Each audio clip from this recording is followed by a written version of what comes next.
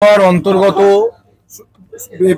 মেদিনীপুর ঐতিহাসিক মেদিনীপুর শহর সদর ব্লক শালবনীকে নিয়ে যে মেদিনীপুর বিধানসভা, যারা আমাকে আশীর্বাদ করেছিলেন, যারা আশীর্বাদ করেননি, এই জয় তাদের প্রত্যেকের। সাথে সাথে বাংলার নেত্রী, আমার সকলের প্রিয় নেত্রী মমতা বন্দ্যোপাধ্যায় এবং আমার নেতা অভিষেক বন্দ্যোপাধ্যায়, তাদের জয়। কারণ তারা আমাকে মেদিনীপুর বিধানসভার প্রার্থী করে যে সম্মান এবং মর্যাদা দিয়েছেন, সেই সম্মান এবং মর্যাদা রক্ষা করতে পেরেছি। এটাই আমার কাছে সবচেয়ে বড় প্রাপ্য। এবং আবার বলছি, এটা আমি উৎসর্গ করব আমার নেত্রী মমতা বন্দ্যোপাধ্যায় এবং আমার নেতা অভিষেক বন্দ্যোপাধ্যায়। মার্জিন আরো বেশি হওয়ার একটা চিন্তা ভাবনা ছিল। যাই হোক, আমাদের মেদিনীপুর শহরে পার্সেন্টেজ অফ পোলিং অনেক কম হয়েছে, 60%-এর মতো। ভেবেছিলাম এটা মার্জিনটা আর একটু বেশি বাড়বে, কিন্তু প্রথমবার নির্বাচনে দাঁড়িয়ে খুব অল্প সময়ের ব্যবধানে, কারণ আপনারা জানেন যে লাস্ট পার্লামেন্ট ইলেকশন মাত্র 6 মাস আগেই হয়েছে, সেখানে আমরা 2800 ভোটে মাত্র এগিয়েছিলাম। সেই জায়গা থেকে এত শর্ট পিরিয়ডেতে যেটা মানুষ আশীর্বাদ করেছেন, মানুষের আশীর্বাদকে সম্মান দিয়ে গ্রহণ করতে হয়, এটা আমাকে ছোটবেলা থেকে আমার পিতামাতা শিখিয়েছেন। তো মানুষ যে আশীর্বাদ করেছেন সেটাকে পাথেয় করে আগামী দিনে আরো বেশি করে মানুষের মন জয় করে আরো মানুষের কাছে পৌঁছাতে পারবো, সেই আশা রেখে এখন থেকে লড়াইটা শুরু করবো। শহরের ভোট কতটা রিকভার করতে পেরেছে? শহরে 5500 মাইনাস ছিল লাস্ট পার্লামেন্ট ইলেকশনে, সেখান থেকে এবারে প্রায় 12+ হয়েছে।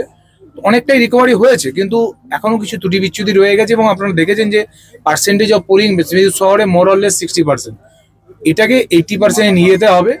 শহরের মানুষ একটু আয়েসি আছে, একটু মানুষ বুঝতে পেরেছেন ছুটি ছিল না, যেহেতু বাই ইলেকশন। বেশিরভাগ জায়গাতে যারা বাইরে ছেলেমেয়েরা চাকরি করে, পড়াশোনা করে, তারা কেউ আসেনি। তো সেই জায়গাতে পোলিংটা অনেক কম হয়েছিল।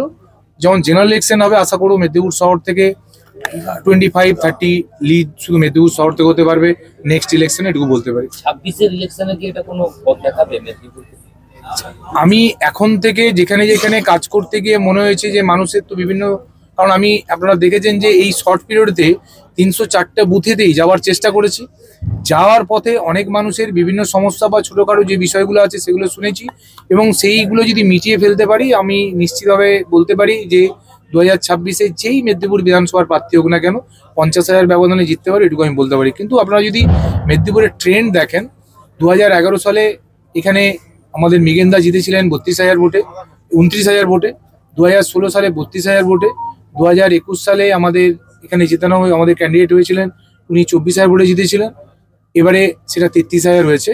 তো 26 সালে আমি এটুকু বলতে পারি, যেখানে যেখানে আমাদের কারেকশন করার দরকার আছে সেটুকু কারেকশন করতে পারলে 26 সালে এটা আমরা 50-এ নিয়ে যেতে পারবো, এটুকু বলতে পারি। কারণ বাংলাতে আজকের রায় প্রমাণ করছে যে মমতা বন্দ্যোপাধ্যায়ের বিকল্প আগামী 50 বছর বাংলায় কেউ নেই। মেদিনীপুর বিধানসভায় প্রথম কাজ কি হবে?